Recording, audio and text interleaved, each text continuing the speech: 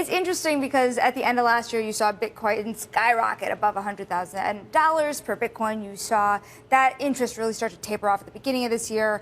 You've had an incredibly successful launch. You have had some outflows in the product in more recent weeks. What do you make of that as you enter year two? Yeah, well, I think big picture, it was a pretty incredible first year for IBIT. Obviously, record-setting on a lot of dimensions, including inflows and asset accumulation. And as we come into year two now, we're focused on a lot of the same stuff that we were in year one, which is really being a valuable resource and an education partner to many of our clients. As we've talked about in the past on this show, we're still quite early days in terms of the adoption of the wealth advisory and the institutional segment.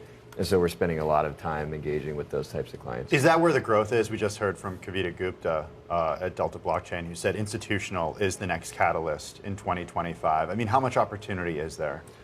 Well, certainly the third bucket, which we refer to as end investors direct, was gangbusters out of the gates, right? And these other two categories, wealth advisory and institutional, there are much greater hurdles in terms of their process and the research and diligence that they go through. Of those two buckets, which is a bigger opportunity? It's hard to pick one, but probably wealth advisory, actually, because there's a lot of sort of momentum around firms that are working through their expedited approvals processes to allow advisors to actually put these ETPs in client portfolios. But institutional is very significant as well, and that's an education journey for many that's been playing out over the year. And we're starting to see more of them emerge, particularly over the last quarter, I would say.